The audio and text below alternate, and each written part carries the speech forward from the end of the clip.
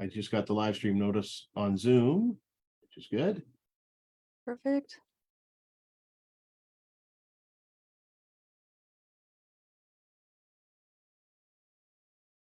All right, it should be going on Facebook. There it is. Here we are. Looks like we are live. Welcome, everybody, to the third annual Watch Local Week. Right here, it's all happening tonight. We've got a Meet the Filmmakers night. Really excited to present all of this to you tonight. This is a great week event here across Haldeman and Norfolk County, and it's going to showcase great local filmmakers to show their works and also share some insights into the business. This is just a great initiative, and I'm proud to be a part of it and excited to be back. We got a great panel for you today. This is created in partnership with the Norfolk County Public Library, the Haldeman County Public Library, and sponsored by Rainy Media, Windecker Road Films, and Riverside Communications. And as you can see here, we've got a full panel ready to get at it and share their knowledge and expertise and experience. But I do want to run down the week's event. Tonight, obviously, right now is our Meet the Filmmakers. We'll be chatting with them, and later on throughout the week, you'll get a chance to see their films in person and meet the filmmakers in person. That's right, you could touch a filmmaker, all right? So Monday, everything gets kicked off right now with this live stream. So hope you enjoyed that. Tomorrow, we kick off the 24-hour Youth Film Challenge, which is a Facebook Live, and I believe that's with Graham there. Graham, do you want to wave? He'll be giving you all the details on this exciting new initiative we have for young filmmakers to jump in, get some gear, get out there, start filming and making your own short films. On Tuesday, we're going to start our screenings, and we're going to have our short film screening at 7 p.m. in Delhi. So come on out to that. Some of the filmmakers will be there. Wednesday, we're going to be doing the same thing, short films in Cayuga at the Cayuga Library branch at 7 p.m. Then on Wednesday, we're going to extend things, and we're going to do a feature film screening. That's at Port Dover. And again, in Cayuga on the Thursday is the feature film screening. Then Thursday, we launch the 24-hour Youth Film Challenge. So tomorrow night, you're briefed. You get a couple of days to prep, and then you join us at 7 p.m. in Jarvis at the Jarvis Library, and we launch the 24-hour Film Challenge. And then on Friday, you've only got 24 hours, so that's 24 hours later. That's when you bring the films back, submit them, and then we celebrate it all on Saturday at the Simcoe branch, 3 o'clock in the afternoon. We'll all be there to watch all the short films that the youth have made in their 24-hour limit. And we're going to celebrate it. And I think there's pizza and judging going on. I don't know if you like judging, come for that. All right. So we got a great panel today. I'm very excited. I've got some bios here. I'm going to say your name and then maybe have you wave so we know who you are in the panel. First off, joining us is Cher Obadiah. She is Ojibwe and Mohawk of the Turtle Clan from Six Nations, Ontario. She's an award-winning filmmaker, author, speaker, and certified aerobics instructor, multilingual there. She is the creator of Cultural Cardio, a unique blend of aerobics and woman's fancy shawl powwow dancing. Her two short films, Beautiful Disaster and, how do I say this, Kanakastanan? Cher?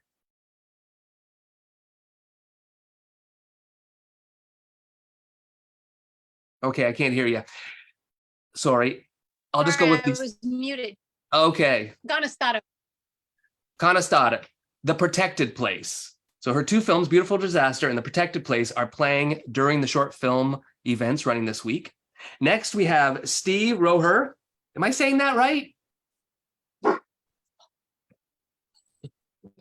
Steve, did I say that right? Yeah, it's close. Can you hear me? Yeah. Yep, it's close enough. Yeah, roar. Good, roar. It's Yeah. kind of roar. It's a good way to test everybody's audio. Make sure you're unmuted there. Steve is a local filmmaker whose short films have done well in the festival circuit. He's originally from Norfolk County. He went to school in Thunder Bay and studied film production. He started his career full-time a couple of years ago, and then he established his own film company, Press Side Productions, where he's made a few short films, and he's worked on a couple of TV shows. And today he's in pre-production of a couple more short films. His short film Silhouette will be playing this week, so come on out and see that. Also joining us is Blair Blair Johans is what I'm going to say. Blair Johans. Johannes. Blair Johannes. Yep. And his friend, partner in crime there, Pete. Pete, I don't know your last name. Peter Schindelhauer. Peter Schindelhauer. Yeah, it's And supposed to be these are the famous. two creative brains behind Lucky Pete's Garage, which is going to be playing this week. Both Pete and Blair are stuntmen by trade. And Blair specifically is known for his work in X-Men Days of Future Past, The Umbrella Academy, 2014's RoboCop, and The Handmaid's Tale, and Kiefer Sutherland's Rabbit Hole, which is coming out soon, I believe. Welcome, guys. And then next we've got Graham. I'm going to just destroy everybody's last name here. All right. Yeah. And I know Graham a long time. I know Steve a while too. Sorry. Graham Bacci. Bashu. Bacci. And he is the creative mind behind Windecker Roads Films. And he has over a century of experience in broadcast TV and film production. Graham has hands-on success in every aspect of production, from writing to directing to shooting and editing. And he has developed a unique storytelling voice. His films have been screened at film festivals around the world, but they always remain rooted in rural areas that he lives. In 2021, Graham was named a Breakthrough Fellow by the Documentary Organization of Canada. His short films, Effing Great Pizza and Bark Bus, are playing during Watch Local Week's short film program. And then we're also going to be playing his feature film, Canfield Roots. And I'm your host, Dean Rainey. I have over 30 years of production experience. My experience is in television, film. I've done craft service. I've PA'd, I've written, I've directed, I've edited, I've produced, yada, yada, yada. I've worked for CNN, Nat Geo, Discovery Channel. I've directed TV commercials for Sony, Canon. And since returning to Norfolk County a few years ago, I set up Rainey Media, a production company that produces video content for clients in the US and Canada, as well as TV shows like Tri-Tie Tonight, Tailgate Talent Show, and Dean and Jean Make a Cooking Show. Dean and Jean Make a Cooking Show is going to be screened during our short film festival as well. Okay, welcome everybody. Welcome. All right, everybody unmuted. Great. I'm just All right. listening to kids freak out because there's a thunderstorm outside. Okay. All right. What a time. I hope we all can stay connected here with our internet. Wow, what a wide range of guests we have here. This is fantastic. I'm very excited. I'm going to start with you, Cher.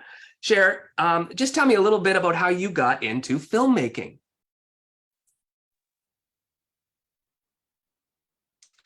I started out in theater, and then I got into television through reporting. So that's where I learned to shoot and edit and create a story in a very succinct way. And then I worked at a production company for 5 years, where we started to do maybe 10-minute pieces for local organizations. And then I felt like I had things to say myself. So I started my own production company. So I have See It Productions. And so from there, I've just been kind of going out and creating shorts and doing some festival runs. And it's been really wonderful. I enjoy it. Now, has the bulk of your filmmaking been documentaries? Did I freeze? No, you're good. Your video's frozen, but I can still hear you. Yes. So have you done any narrative filmmaking, or do you want to go in that maybe direction? I should shut my camera off. Okay. I really enjoy. Sorry, can you hear me? Yep. Oh no. We can hear you. That's a long lag. I really enjoy documentary. So I love. Oh, thank you. I apologize. My internet gave out on me and I'm just struggling with my phone here. So yeah.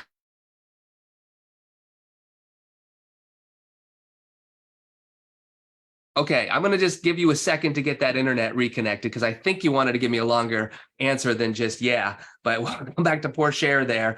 Oh, internet, still not perfect. Hey, Pete and Blair, unmute yourselves. Let's hear Hey. from you two here. So you guys have day jobs. Yeah, I guess you'd call that a day job.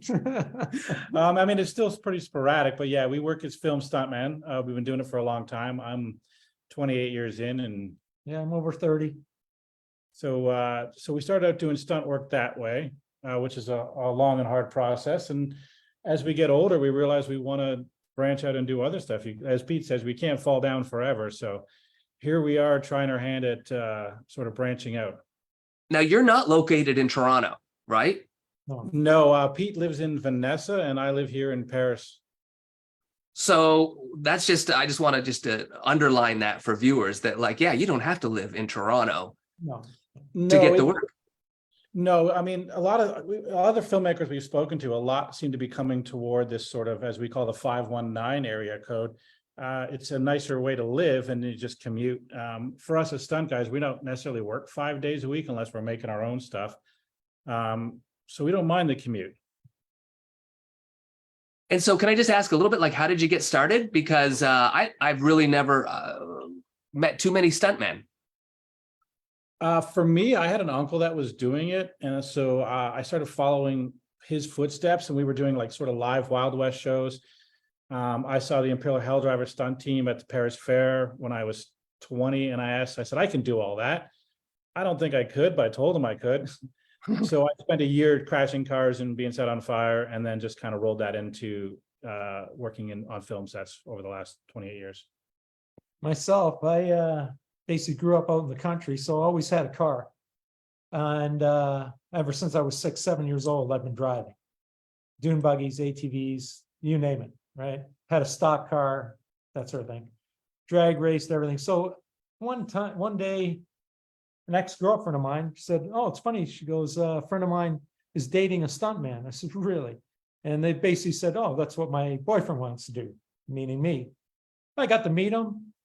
And we basically hit it off from day one. We were friends as soon as I met him.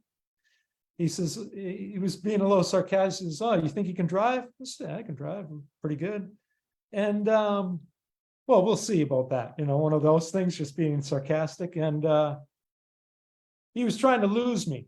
This is good old boy stuff. It's not like, you know, we went somewhere on a track and sort of, you know, did it legit. We were on live roads. So he tried to lose me and he couldn't.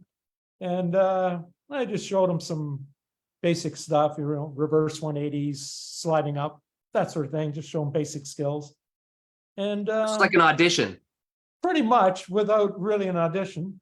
But then we, you know, we fine tune everything, of course, right? We go out and we rent a track somewhere and the stunt performers will go out and, you know, have a car and practice. Sometimes they're rental cars and you don't want to buy a rental car. I'm telling you that right now. And just went from there. You learn as you go too, right? Like, you know, there are guys who may not be the best drivers, but they're gymnasts. You know what I mean? They're hell of it. You know, they spatial awareness, that sort of thing. And, you know, we all have our specialties. There are certain people in the business that have numerous skills. I mean, you can throw them in a car, you can put them up on a building, they'll parachute, they'll do whatever. So, you know, that's basically the gist of the whole business, really. And who you know, it helped that he has an uncle that was in stunts. Yeah, I mean, that's something that you know, when kids come and ask me, oh, or their parents usually like, oh, should I go to film school? And I'm like, first question is, do you know anybody in the business? And if they do, I'm like, just go and learn with them. So you guys didn't do any formal training. This is like a trade. Yeah. Yeah. I mean, I tried to get into film school, but unfortunately my high school record wasn't very good. Apparently you have to actually attend high school, which is interesting because that's what I attempted to do, to go to film school. And then I ended up spending the last 20 years actually in the film industry regardless. Yeah. Yeah. And there's a lot of people in the business like that, believe it or not. You know, somebody brings something to the table and he's got a, you know, an outstanding skill, shall we say, whether it be, and it doesn't matter in what part of the film business you're in, and you stand out from the crowd, you're going to get work. You know, somebody will hire you. So, yeah. Now, Steve, you did go to film school. Yes, I did. Yes. How was that experience, and how did it translate into you and your career? It was really positive experience. Met a lot of good people and learned a lot about filmmaking. But yeah, no, I definitely would agree that it's definitely not a necessity. The biggest thing was definitely the networking and getting to know people. But no, it definitely helped me along to where I am now, where I've started writing stuff and doing more with my short film stuff. And so you do find that you're pulling, back from what you've learned in school. There'll be some odd phrases and everything that I remember that just comes to my head, like induction and stuff Check like the that. gate. Check the gate, cut print, check the gate. Because we worked with at the time actual like film cartridges, so I learned how to basically put my hand in there and like load a film reel. I think, Steve's done a little bit of work for me. And one of the good things that I do think he did learn was set etiquette. Like he knows I how do to too. be on set. And when you're at school, you're like, wow, this is like being in the army. But when you're making a movie, it really can be that you're at war. Yeah. The director is the sergeant. You're all this platoon and you're in the elements. You're doing all this stuff. So somebody who understands what's Set the word? etiquette. Yeah, set etiquette. Just helps you get into the team there. The time is money, right? Exactly.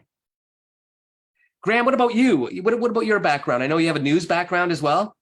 Yeah, I'm not as don't have as interesting an origin story as the stunt guys. I wasn't out chasing people down or being chased down or anything like that. But I when I was like 15 years old, I joined up with my local community television station, and back when cameras were huge and videotape and all that kind of stuff, it just really spoke to me. It was really interesting, and then I discovered over time that was kind of how I viewed and communicated with the world.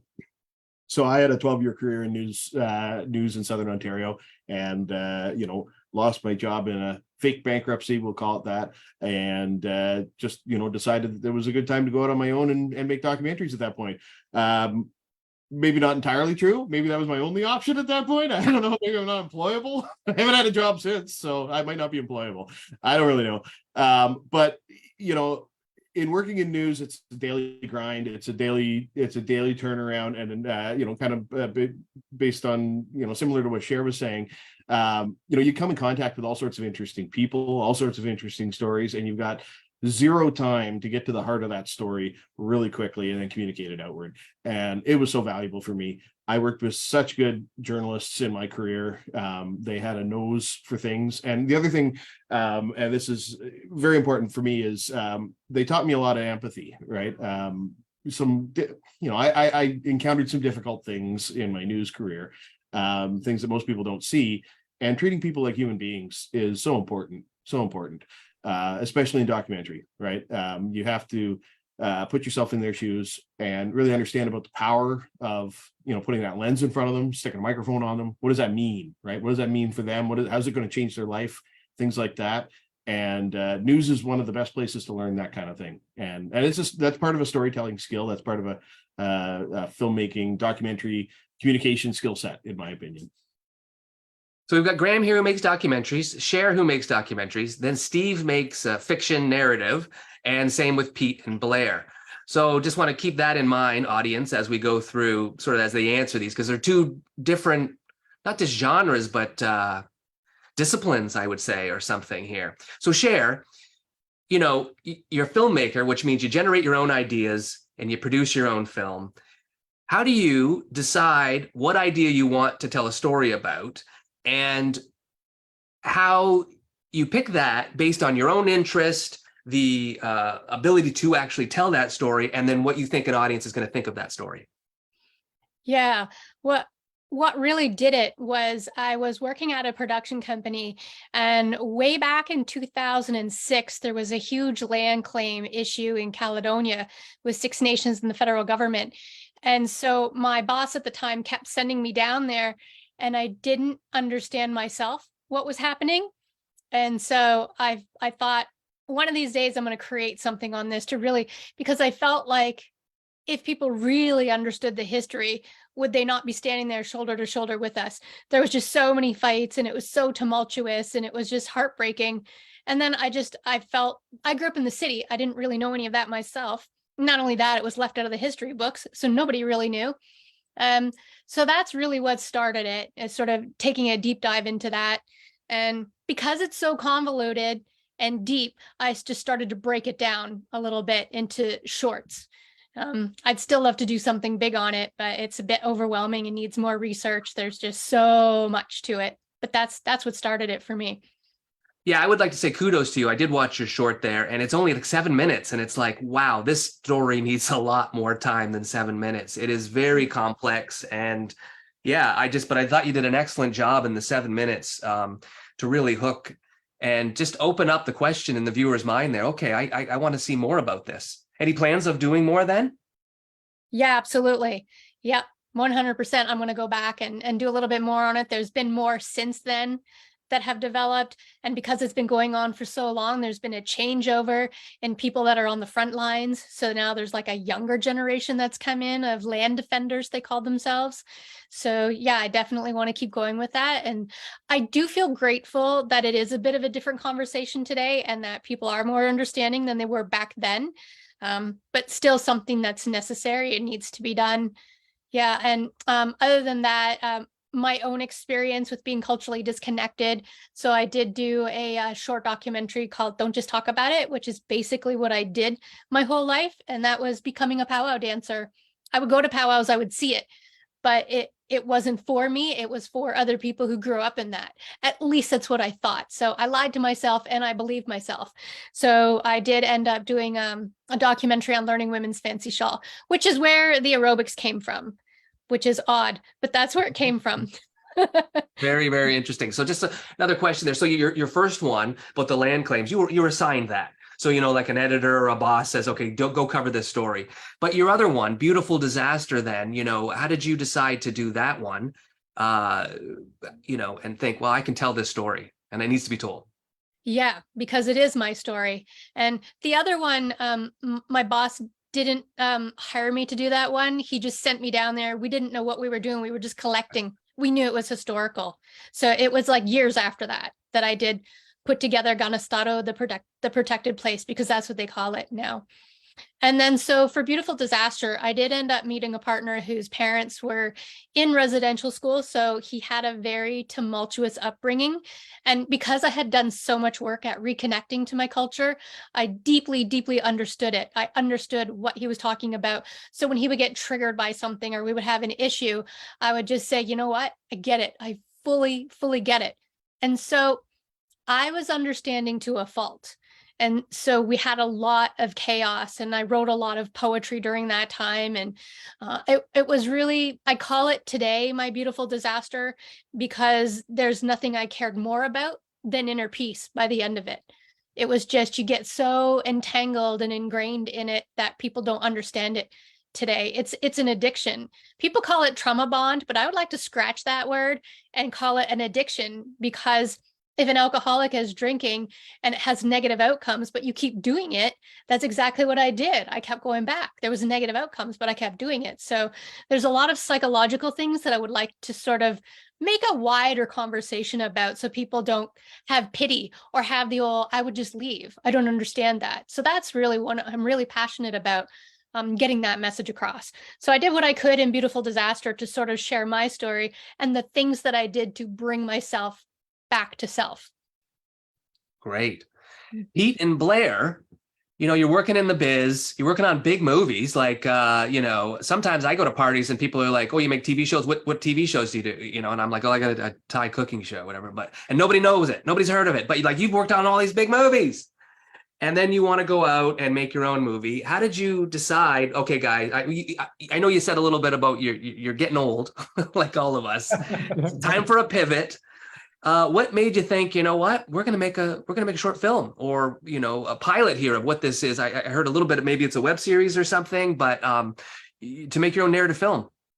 Well, it's interesting because we don't always want to continue to fall down. We always want to branch out. With all this experience, I spent about 5 years with another couple partners, and we did make some short films, and we made a documentary that's on Tubi, and I actually shot for a Buffy St. Marie documentary, and I used that as sort of a stepping stone to find out where I kind of wanted to be.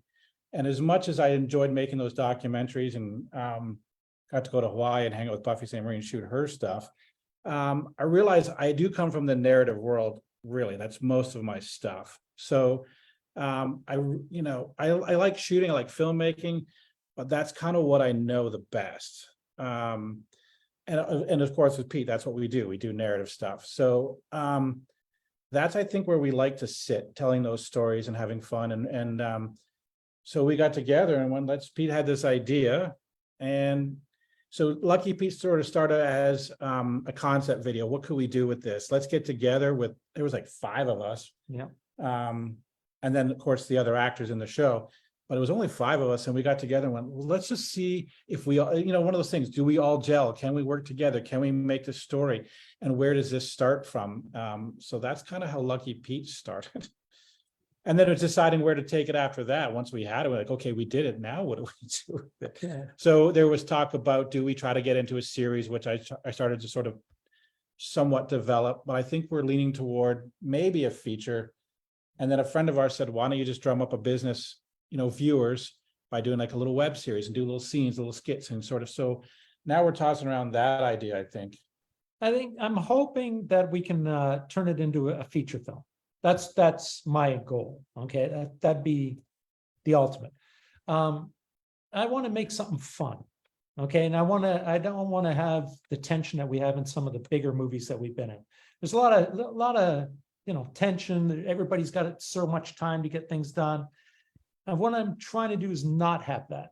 And I grew up watching stuff like Dukes of Hazzard, Rockford Files, things like that. I like car stuff. So obviously we're going to involve car chases, car crashes. There's some car chases in this film. I saw it. There is plenty. That wasn't much. We didn't want to wreck those cars, right? But there is. But it was ambitious for a short film from around here. And so that I totally appreciate it. Yeah. Yeah, we shot in it like 2.5 days, and they weren't terribly long days, but it's quite a lot, really, when you think about all the doing a car chase in general. Yeah, and I've tried to I have a friend in the States there who's pretty high up in the movie world, and he sort of gave me some hints, some ideas, whatever, right? And he basically said, look, see what you're doing and go from there. Well, when I showed him a couple of things that we did, he goes, Pete, what are you doing? And he goes, this is a lot of money you're doing. He goes, you gotta find a location, right? He goes, what are you paying for that? What about the cars? If you go to a picture car company, you're almost looking at, by the time a car gets delivered, you're almost $1,000 a day for each car. You might get a deal here and there, but that's pretty much the gist of it. Like $500-600 plus delivery. Tow truck is very expensive. So we had all that though. And what I'm trying to do is we're trying to use what we have at our disposal. We're trying to use, and maybe use the wrong word, but we're trying to put people in, like my friend Kim, who played the salesman in this. Great guy. And I says, Kim, what would you want to do? He goes, I don't really know. I says, what do you see me as? And I said, well, I see you as a salesman. And he came in, he did a great job. My buddy Phil, who played the sheriff, nobody in our crew, Phil's going to be the sheriff? Yes. Well, you see the guy come in with, like a summer shirt on, shorts and sandals. 10 minutes later, he comes out of wardrobe and yeah, he's the sheriff. He is the sheriff, he put on that whole accent and the whole, it was, I want to, hopefully we have some fun with this. I want to find a location of a bar. I'm looking for a bar so we could do this really cool fight scene. It's more of it's not a fight scene that you would see maybe in Expendables or something like that. Okay, this is more of almost like a music video type fight scene. Guys flying through the air for no reason. The littlest person is going to pick the biggest guy up and throw him through the bar. That sort of thing. And the concept is like we have a really good idea how we're going to do it. It's just now finding the location. Then we got to get some breakaway ball. It adds up. The money adds up real fast. You start. But I think we like to start with Lucky Pete's and the little short that we made was figuring out, can we work together? Who do we want to work with? What Yes. does everyone want to do? And what can we do with the resources that we have? Because I think Yes. when you're working on a minimal budget, people always say, write what you know. Well, also we had cars, so we did a car chase. Yeah. Yeah. Well, you've got a big, for a short film, you've got a huge set piece in that dealership or that garage. Like it's loaded with all these, funky cars and everything. It looks great. Yeah, that's Pete's house. Oh, okay. So that's what it comes down to, as we're saying, is what's the resources do we have? Right? Like, we're not ballroom dancers. I don't have that, but we have cars and we have this and we have resources and we're stunt guys. So, if you're going to make something, bring what you know, bring what you have. Yeah, and I think that holds true with anybody making any kind of film. People are always looking at these big things or whatever and stuff that's out of reach. Use something that you have. If your friend has a barn, well, utilize that. If you're, whatever it may be. And if if you know someone that has a bar, well, make a bar scene, right? I mean, write it in if you can, that sort of thing. So that's what I'm hoping we're gonna continue on, and we'll see where it leads, see where it goes. That's great. That's a great tip. Write what you know and use what you have. Yeah, I can't stress that one enough. Graham, you've got some quirky documentaries in this year's Watch Local Week. One about a guy that is obsessed with pizza. I only make quirky documentaries. Yes. The only interesting documentaries are quirky. Nobody makes documentaries about accountants. Sorry, Well, I accountants. I should. I saw Inside Job. That was pretty good. I don't know. Bark Bus, you've got, a guy with 12 German Shepherds. How do you decide and how do you go about? Because I guess it's important, Pete and Blair can use what they have, but as a documentary filmmaker, you're going to use what you have, but you've got to use another person's world. You've got to go into another person's world and you've got to get that permission and get them on side. You spoke to this a little bit. Like, tell me what that's like. It can be interesting. How do I choose them? The easy answer is I don't think I do. I think they choose me. I would probably follow Steve and Dean and Blair and Pete and everybody on this call around for a day with a camera and see if you guys get into anything interesting. And if you did, then I'd have it, right? But yeah, the pizza guy, there's a whole backstory about how I came across that guy. My neighbor sort of helped me set that up. And the Bark Bus, Linval, that was just a chance meeting at a garage near Jarvis. I was dropping a friend off and there was a bus full of barking dogs. And I don't know, somebody told me, and I think it was an audio guy, he said, oh, follow the audio. The audio always leads to something interesting. So if there's a bus full of barking dogs, you can bet that I'm paying attention to that. So at that point, it sounds a little bit maybe, I don't know, trite or something, but you have to sort of develop a bit of a relationship with people, right? Some people are way more into, you sticking a lens in their face and asking them a bunch of questions and following them around, and some people aren't. And so they're called Americans. Americans will be the ones that let you put a camera in their face. Canadians not. Well, but if I think back to Not so Canfield Roots, my documentary Canfield Roots, there were definitely some people who were reticent to talk about some of the sort of more discriminatory experiences that they'd had in their lives. They understood that it was important to talk about it. They understood that they should be the ones who talked about it because it was their experiences, but they were still uncomfortable with being on camera. And it took time, right? Like it took many phone calls. I mean, there was individuals that broke down on the phone with me, right? And, I felt terrible about that. Like I called this person up and made them cry. And then I want to put them in a documentary film. But, back to that empathy thing, right? I mean, if you really don't want to, I won't push. That's it. I'm done, right? And if you really do want to, I might question it. Like, why do you really want to do this? There might be a reason why you really want to do this, and that might not be the right reason to put you in a film.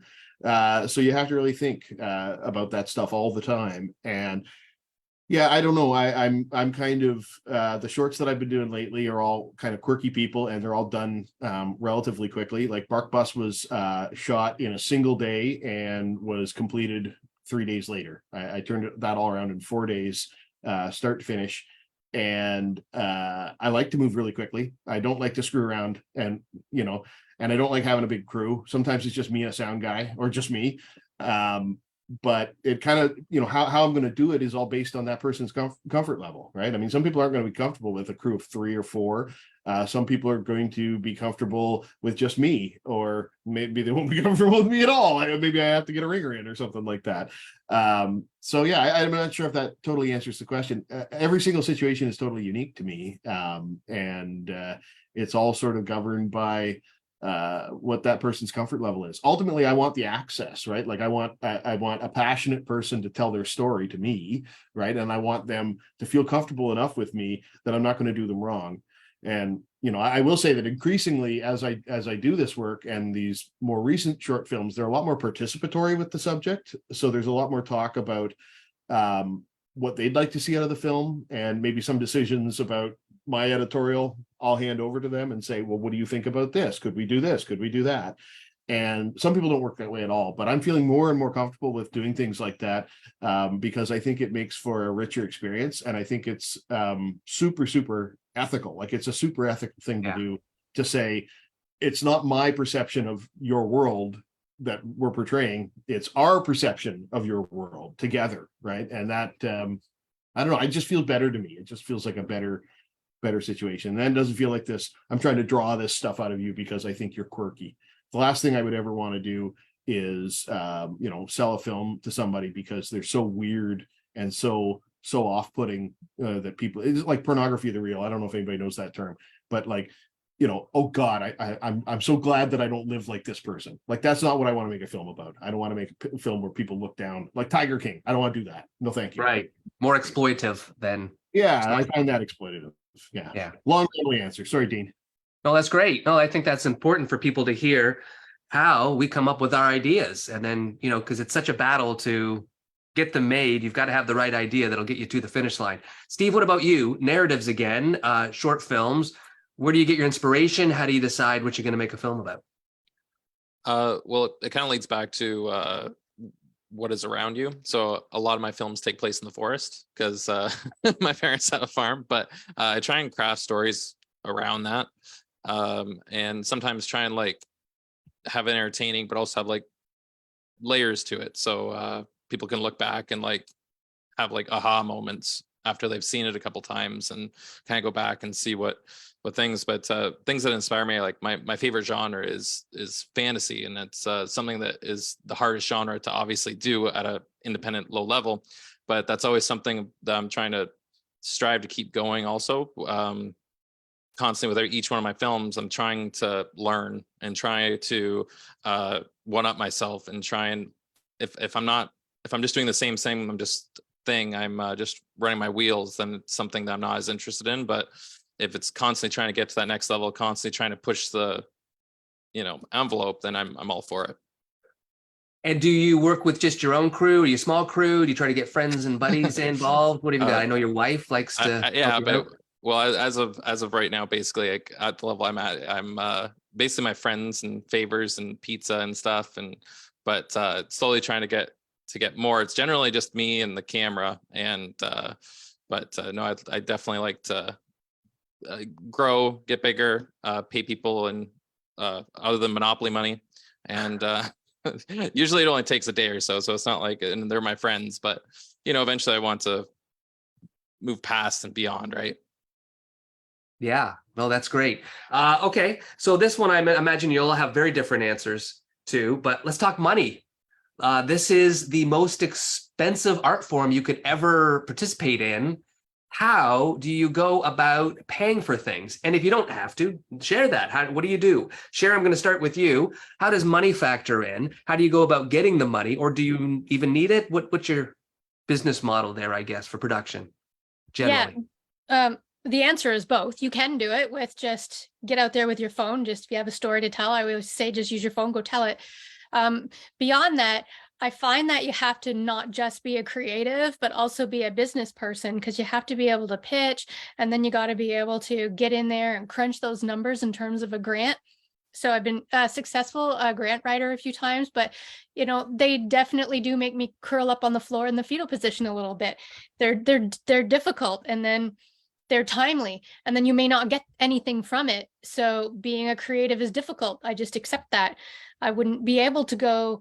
I'm almost jealous of the people who go work in, 7 to 3 or 9 to 5. The bank loves them. Everything is stable, but the life of a creative, I couldn't do anything else. I just couldn't. I wouldn't be fulfilled or happy. So yeah, you can do both. Just get out there and tell your stories. And I do that with my camera. And then other times it's, I get so passionate about it. It depends on what keeps coming to me, because sometimes a story or an idea will come to you and it just doesn't leave you alone. Those ones I'm going to sit down and write a grant for. So would you say the bulk of your financing comes from grants? Yep. Yeah, Okay. I did a Kickstarter way back when that was a thing, and that was so much work. So much work. Tell us about that experience, because I'm sure that comes across every filmmaker's mind. Should I do a GoFundMe? Should I do a Kickstarter? But it's not as easy as it looks.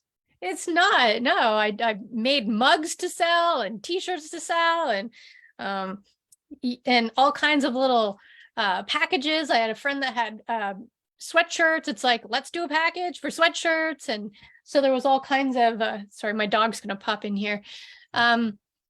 Yeah, and then I did traveling for that. So I would go out, if there was an event, I would set up a table, and I had little flyers made up, and I'd be like, I'm doing a Kickstarter. If you're interested in this film, here's the link and all that.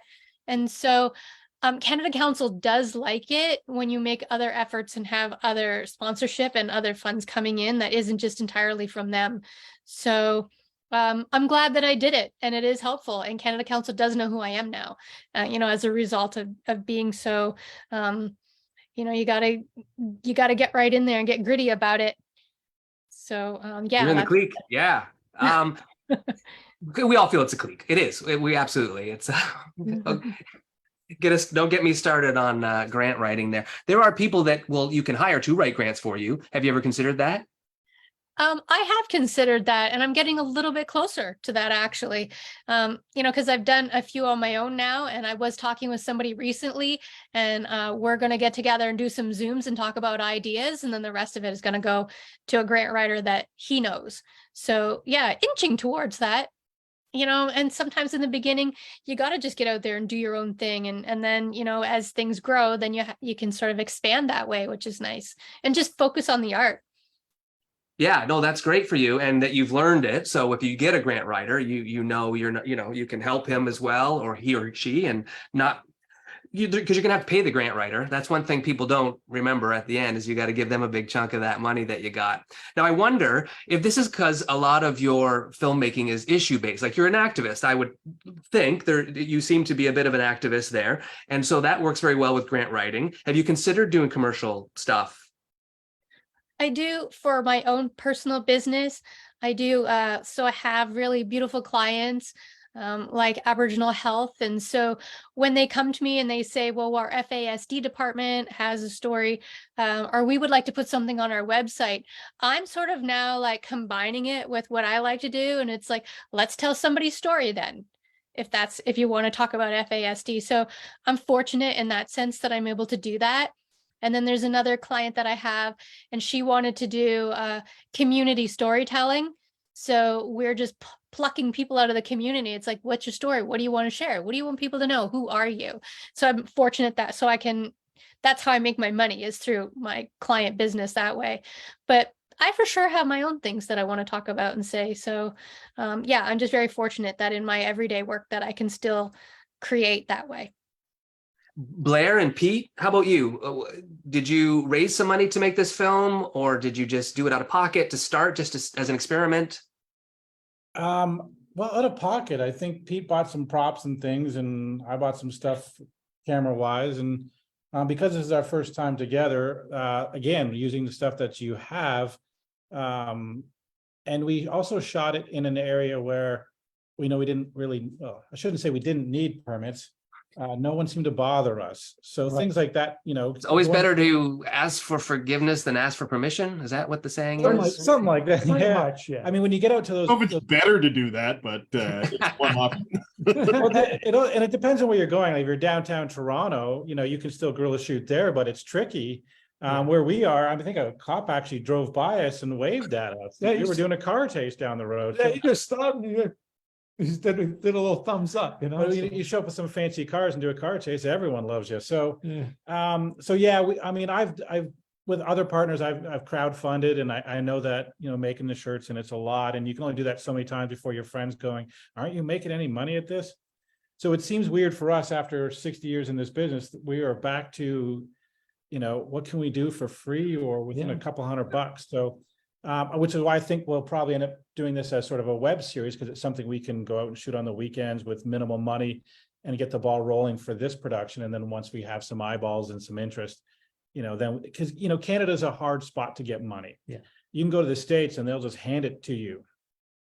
Here, you're begging for it. So you have to be, I think, a little bit smarter about what you're doing, and especially for the narrative stuff. So I think that's what our next step is, from the features to the web series, and get some interest. And then, and for us, you know, because we don't work 9 to 5, 5 days a week, you know, going out on the weekend and shooting for a day and a half, we actually have that ability to do that. So I think that's what's working for us, or will work for us at the moment. Yeah, like Blair was saying, if you know, if we have a day off and weather's good or whatever, hey, why don't we do that one scene? Sure, why not? You know, and maybe a couple of our friends aren't working either. That bang. Next thing you know, you got 4 or 5 guys that are filming something that day, and you've got another 2 or 3 minutes of footage, right? So that's how we did it. And as far as the funding, yeah, it was all out of pocket, everything. I mean, I went out, you know, got banners made and T-shirts made for the show and what have you. It adds up real fast, real fast. I know I went to film. Oh, sorry. No, it's something that I'd wanted to do for a while. So, you know, you try to, if you can, try and budget a little bit, you know, pull a little bit aside every week or every paycheck or whatever, you know, put a couple $100 there, next thing you know, you might have 4 or 5 grand and go, okay, now let's go film something or whatever, you know. But yeah, it's a hard road. Yeah, it's highly competitive here. It's a very, very small market. Like, I think as Canadians, this is my little rant here, but as Canadians, we grow up thinking we're like Americans, and they're making movies, we'll make movies, but we are a tenth the size of them. We just don't have the viewerships or the money base to do that. I went to film school in the US, and then I spent 10 years in Asia, in Hong Kong, one of the most capitalist cities in the world. Well, it used to be. And so I was really shocked when I had to come home and people are telling me, no, you've got to get government funding. That's got to be part of every business like, that's the Canadian way. And I was like, really? And it is true. Most businesses, even non-film businesses, tap government funding one way or another. So that is something that I do suggest people look into and understand. And like Cher has said, you know, you do it and you can figure it out and you can empower yourself. And I think it's a lot of just fill out the paperwork properly and be able to tell your story in a grant way, something that not that maybe the audience doesn't want to hear, but that grant reader, the guy's going to read it and evaluate what he or she wants to hear. Steve, what about you? How do you find your funding, or do you spend any money? Not at my level really that much. All out of pocket basically. Because I already have access to the equipment, just slowly building up over time, right? And because I didn't, right out of film school, I didn't start in film. I actually worked like in like different factories and slowly kind of built myself up to a point where I can kind of go out now and kind of start to do my own thing. So I'm still on that journey of getting more and more stuff, but yeah, been looking into grants, looking into that kind of stuff. I think sometimes what it comes down to is also like taking a leap of faith, right? You know what I mean? And yeah, it's definitely difficult though to try and find funding. Yeah, and the first rule I would think I was taught in film school was like, don't spend your own money. Right. Find somebody else. And Don't spend mortgage their your money. house. Don't mortgage your house. Yeah. That's the very first thing, yes. But you're really just learning things. You're quite young and just getting started there. And it's good that you're baby stepping it up to that. Graham, now you're somebody who's done both. You tap both. You're like a well-oiled funding machine, I think, there, both grant, public funding and commercial. Sometimes it's never gets easy. Agree so much. No, this is a slow year. you know, I like everybody's philosophy here. Everybody's philosophy is good, right? So you've got some guys who've been dreaming about doing this for years, decades even, right? And so like they put money aside to, you know, to make their dreams come true. I love that philosophy. I love Cher's philosophy, right? I love the fact that you can take your phone and go out and shoot. You think about the resolving power of the camera in this thing is better than Greg Toland had for Citizen Kane. There's no reason why you can't go and make a good film with a phone, right?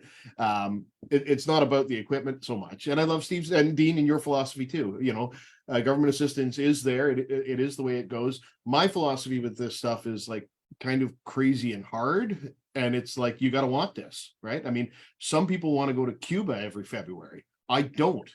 I want to take that money and make a film. Right? Some people like to have nice cars. I don't. I want to make a film, right? Some people like to have nice houses. Some people like to have somewhere to live. I don't care. I want to make a film, okay? And if I'm going to lose money on it, fine. I don't really care. But I don't want Graham, the angry filmmaker. You tell him, boy. You tell him. Well, I don't want all that other nice stuff that the other people have, right? Like I'm not going on vacation, right? Every day is a vacation for me because I like what I do, right? And I get to meet interesting people and everything like that. But I'm weird. I'm different. I'm not a normal person, right? Like that's not normal. Normal people don't talk like that. Normal people want to go to Cuba in February because it's cold. I don't care, right? I'll go and shoot, I don't know, like construction workers in the winter because it's cold and I want to see what it's like. Right? So I think you really got to want it, right? You really got to want to give up some stuff. And I can't remember who exactly I was talking to, but it was somebody who was fairly young. He was a 19-year-old guy. Actually, I think it was the guy I bought this camera from. And he said, "Oh, I'm just dating this girl and I want to get into documentary. And she doesn't understand, right? Because I'm shooting things on weekends and in evenings and stuff like that." And I said, "She'll never understand unless she's in documentary." I'm sorry, right? Like that's not a popular thing to say, but like if that's what you want to do, that's your life for a period of time until you decide it's not, right? Like until you decide you want to do something else, or you can integrate people into your life better. But you got to really want it, you know. Like when the guy with the bark bus goes to Oakville in his bus with his dogs, right? Do you have time for your family? No, you got to go shoot your film. You got to go. Your family's going to have to wait, and they're not going to have to wait every single time, but they're going to have to wait, right? And unless like the wheels have fallen off your wife's car or something like that, you're going to go shoot the bark bus. You're going to work that in. You're going to make that happen. You got to make your film. And so as far as funding goes, yeah, grants and pitching things to people who have money. I do self-finance things. I hate it. I don't like using my own money, but I do all the time. But basically, if I make $500 one day, I'm going to take like, where's my wife? 350 of that at least, right? Oh, she can hear me. She just said that. I'm going to take 350 of that, $500 at least. And I'm going to put that into some film in some way, right? And she's going to be mad at me, and that's okay. You know, it's tension. It's good tension. It's good tension. Makes you work, makes you think, makes you come up with ideas, makes you come up with creative solutions. And to Dean, you know, to your point, Dean, you know, in Canada, you need that, right? There isn't anybody here with the low viewership and the, you know, lack of sort of robust market for documentaries. Like there is a market for documentaries. It's not robust like it is in the US. You've got to come up with creative solutions for these things. So that's my rant for today. Don't go to Cuba, kids. Make a film. Stay home and make a film. That's right. Yeah. Yeah, it's an ever-changing industry. You know, budgets get smaller. And why do they get smaller? Because, well, there's way too many places that are playing content. There's just supply is over the demand, I think, is where we're at. And so it can be challenging there. So Cher, when you've made your film, you financed it, you've gone out there, you've done the filming, you've done the editing. What's your next step for you to get your film out there and to be seen? It depends on what kind of content it is for the kind of festivals that I would seek out. But that's where I will go. I will go to festivals, Film Freeway. So just get it logged into Film Freeway and then sort of tell people a little bit about that. Oh, so it's just it's kind of like how it sounds. It's just like the freeway. So once you get your film on there, then it's just on the freeway to all these festivals. But you have to sort of reach out and connect to them. Sometimes it's free. Sometimes there's like a fee for them to have to watch it and view it. And most often that's the case. Sometimes you can reach out to them and get a code and they'll sort of reduce it for you. That's also something that you can do because it can get expensive to send it out and ship it all over the place. And so once it's done, there's something called McIntyre Media. So I pop them on there. So libraries have them, schools have them. So every now and then I get like a little baby check, which is nice from them. That is very important. I'm glad you brought that up because Graham told me about McIntyre. And I know with our shows, like, we are trying everything. You know, the initial production is with the broadcaster, so you get a big chunk then, but you're constantly like, it doesn't end there. It doesn't go, oh, well, it's just on that channel. No, you need to keep, like, you license it to McIntyre, who does institutions, license it to, I don't know, on airplanes, whatever you can do, you've got to, it doesn't stop with that first showing. I wanted to ask you too about film festivals. Do you seek out specific ones that you think are in theme, the theme matches your stories? 100%. Yep. Yeah. That's exactly what I do. Yeah. And then it causes it to be of more interest to them. And so a lot of the stuff I do is of Indigenous issues. So I'm just seeking out Indig festivals and I have a lot of success that way. That's great. And so, you know, sorry, just to Right. chime in there, just to say something about what Cher said there. Like I remember, I think it was last year, Craig Watkins said that film festivals are a scam, and they kind of are. a racket is what he Yeah, said. a racket. That was what his term was. But in the documentary realm, like McIntyre has been great. It's kind of like, are you going to be able to market your film to all the institutions, all of the various places that it could get, it could get sold to or anything like that? Places like McIntyre take a cut, but it's worth it because they know the market. I don't know the market. And like Cher says, a baby check every so often is really nice. The other thing that I wanted to— They're so cute, aren't they, Cher? They're just such cute little checks. And they're I know it. surprising too. I never know when they're going to arrive. I'm like, oh.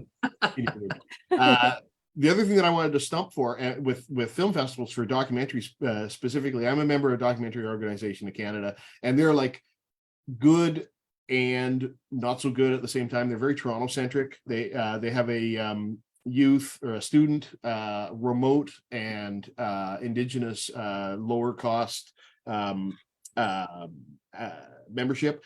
There's a whole community of documentary makers there, but there's also a program that they do with festivals called the Festival Concierge, which is basically an advisor to help you pick festivals to target, because the whole point was that the guy who started it, Sean Farnell, is a wonderful guy. He did the programming for TIFF and other film festivals, and his whole point was, you're going to waste so much money using the shotgun approach on this stuff, like just spraying your resources everywhere to a bunch of film festivals that have no reach, will get you nowhere, won't get you in front of eyes that matter, and will just suck up all your money. So be more targeted. And so Doc does that, and it's great for documentary. For you narrative guys, sorry, Doc doesn't do narrative stuff, but that's a very good strategic, targeted way to get your film into some festivals and maybe get some buzz around it, and then maybe it's more valuable to the McIntyres of the world or some other distributor. But you've got to go to a lot of times you've got to go to like Hot Docs or MIPCOM or something like that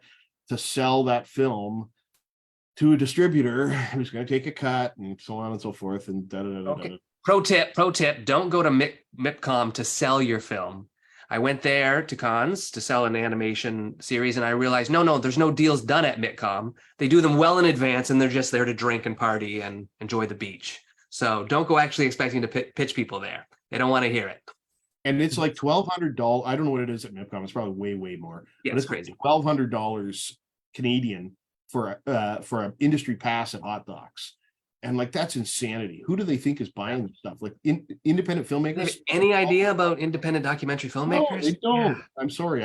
I shouldn't say that, but like, that's out of the reach of many independent filmmakers. And so how are you going to make that deal if you're not there? Right? There's no, that's kind of the tension currently in the market with festivals and stuff like that. It's great that one of the biggest documentary film festivals where so much business gets done is in our backyard. but it's not great if it's $1,200 Canadian. Like, I'll go make a film for that. Sorry. And never.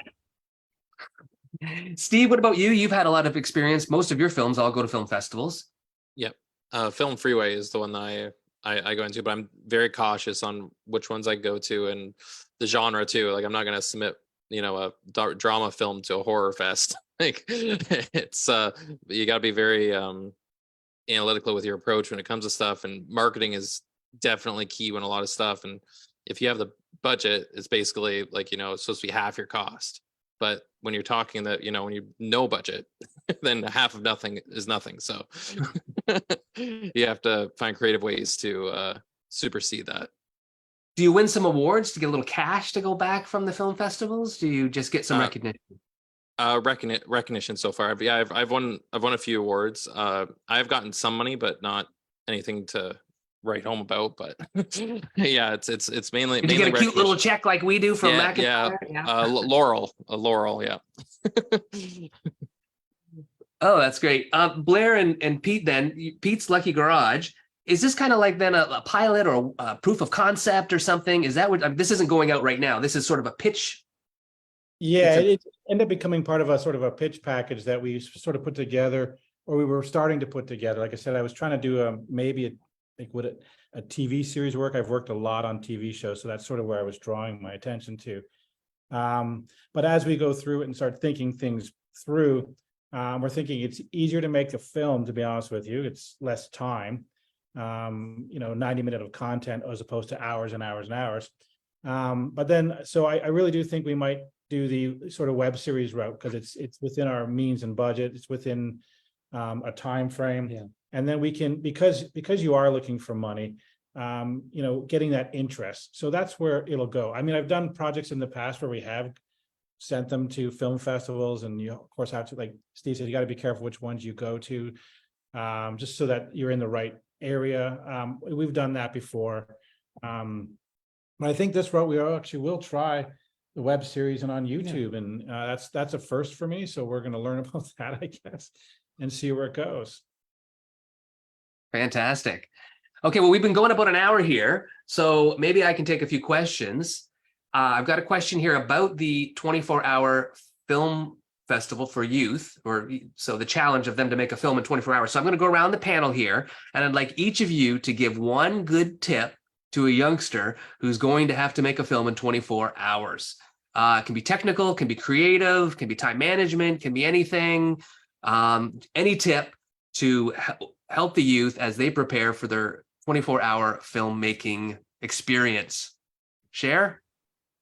I'm really big on organization. So if I write it all down and then I know what I'm doing, then I can just bam, bam, bam, and then cross it off. And if you're in a 24-hour thing, organize, know what you're doing, know where you're going, know who you're talking to, and then just go get her done. Nice. Perfect. Graham? I'm going to make a technical suggestion. Bad video isn't a bad thing necessarily. It is what it is, but bad audio will kill anybody's interest in watching your film. So if you can do anything at all, make sure that your audio capture is good and clean. We'll forgive some bad video, I think, out there in the world, but bad audio is really, really hard to watch. So how that looks is, if you don't have a mic and you're just using your phone to make this short film, don't do all the dialogue in the wide shot. Yeah. The dialogue in the close-up so you're closer to the mic. And I was talking about this one other time too with, I've seen a film that was shot on an iPhone, and then they actually redubbed the voices separately. Like, they watched it on another phone and recorded the voice on a second phone, and then matched it all up in post. And it was like poor man's ADR kind of thing, right? And it wasn't perfect, but after a while I suspended my disbelief. So there's creative solutions to things like that. If your audio is bad, or you don't have a microphone or something like that, there's ways around it. You can do it. All these restrictions, they breed creativity, in my opinion. Yeah, I think that cannot be stated enough, that don't be afraid of limitations or barriers or whatever, because that's when you are at your most creative best, I think. Blair and Pete, one from each of you. For me, I was going to say, we're coming to a day and age where we're trying to be a little bit different. So we're always trying to find a unique way to shoot something. However, if you don't have a good story, the shots, they'll look great, but we have no idea what we're following. So for me, I'd rather see it shot simple, but have a good coherent story from beginning, middle, and end. And Yeah. I think on the day, have a storyboard. It really helps. If you have other people there that are going to help you, so that if I say something to Blair and say, hey, this is how I want it, blah, blah, blah, he is going to understand me. The other two people might not. So I would think, like the first person said, organize it, storyboard it if you can, so that before you start filming, everybody's on board. These are the shots that we're going to do first. This is the, and just go down the list. Make sure, like she said, organization is the key, especially in a 24-hour challenge. Oh, you don't have any time there to screw up, or to reshoot. Let's put it that way. Yeah. That's right. There'll be no reshoots on this thing. You will have to fix everything in post. Yeah. So, organization. Great. Steve? I completely agree. Yeah, I would say pre-production is an extremely important part of this because you won't have the luxury of as you're shooting, be kind of hum and ha when your clock's running down, losing light, actors getting tired and everything. You should, really focusing on that pre-production part. So when you get there, you know exactly what you want. Your camera person, if that's you, also knows exactly what they want. And you can just go right into it, bang it off, and then get as fast as you can into the editing stage and see if you need anything, and then go from there. But pre-production for me would definitely be the most important step here. Absolutely. So that you can be organized and get it all. So I got a question. Have any of you guys ever participated in a 24-hour film festival? And gals? Nope. Interesting. Maybe I've had clients want me to turn something around in 2015. Maybe we should do an adult one too, right? Right. I did 3 24-hour film festivals 3 years in a row and made 3 terrible films. Like they were terrible. We had so much. What was the problem? Where did you lack? What dropped? What did you drop? What made it? Like I can't make narrative films. I don't know what I'm doing. I don't know what I'm doing. And like I'm a documentary guy, so whenever I went into edit, I organized it like a documentary, and it made no sense. Right? It was a fun experience. It was super fun, but then. Like here's the kind of the funny story, right? This was in Hamilton, and so then we go in to screen these things, and it's this whole room, and this is great and everything like that, and like I'm still deluding myself that I actually made something that was halfway decent. And then Jeremy Major, who's a well-known Hamilton filmmaker, he gets up there and he's got this beautiful film that he's made in 24 hours, and I'm going, how the hell did he do that? So 3 years in a row, he like killed it. 3 years in a row. You think he had a script in his pocket when he came in? He's good. He's really good at that, right? No, he's a talented guy, and all credit to him. And it just like the next year I was like, I got to do better. I got to match Jeremy. I'm never going to match Jeremy doing that thing, right? I'm just going to have fun, and that's totally okay. So That's a good point. Okay, so one side question here. When they make their films for this challenge, can they do documentary, narrative? They can do anything, right? whatever you want. That's great. Whatever you want. Great. And then you had just said something and I forgot what you had just. Oh yeah.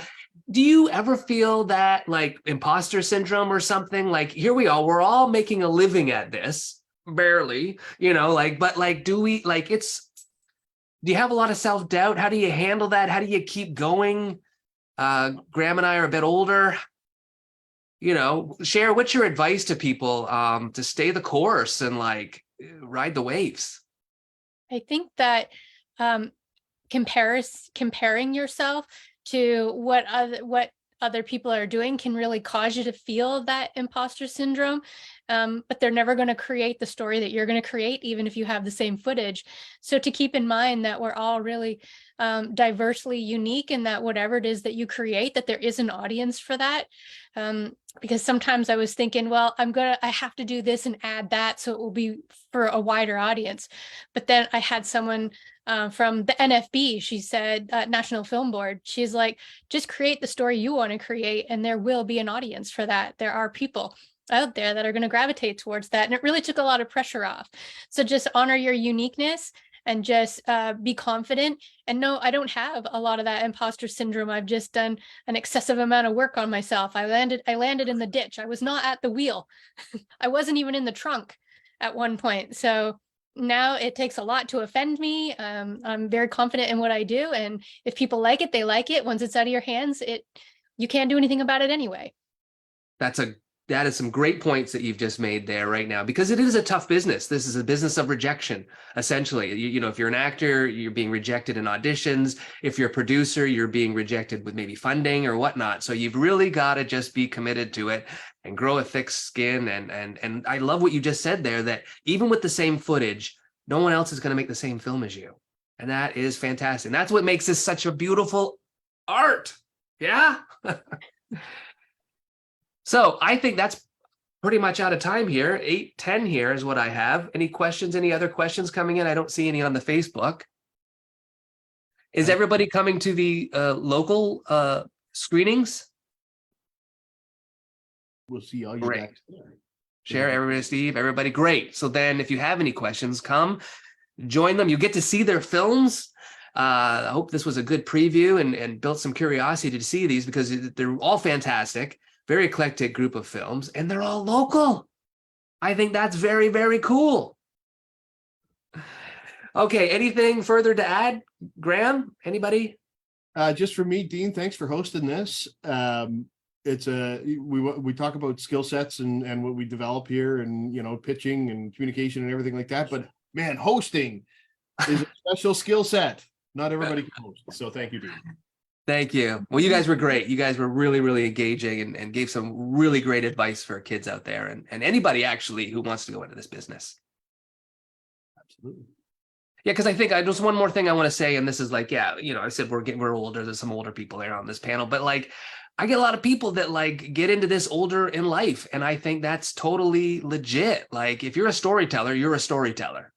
And age shouldn't be, it feels sometimes that it's a young person's game, but we have a lot to offer there. And I just want to be encouraging to other people too, who might be thinking about heading into this industry, regardless of their age. I think that's important, Dean. I have an acquaintance who is, I think, 73 and still running a production company. And he's a well-known guy. He's a friend of mine. But he doesn't want to quit. He loves what he does, right? And I mean, that's great. That's a wonderful thing. I'm 44. I got 30 years to go. That's great. I'd love to make films for 30 or 40 more years. That'd be awesome. Hopefully with somebody else's money too. That would be really good. So if you want to send some money to Graham, I'll take it. I'm not shy. I'll make a great film for you. May not be the one you want me to make, but whatever. Well, thank you very much, everybody. This has been fantastic. I want to thank you for taking the time out here on a Sunday to do this. And I look forward to seeing all of you in person on the screening nights. And I look forward to all of you viewers at home as well. And I hope you'll join us. First one up is Delhi, right? On Tuesday, 7 p.m. in Delhi. It's always a fun time in Delhi. All right. Well, thank you very much, everybody. We'll close it out for there. See you guys. Take care. Thanks, everybody. Bye-bye.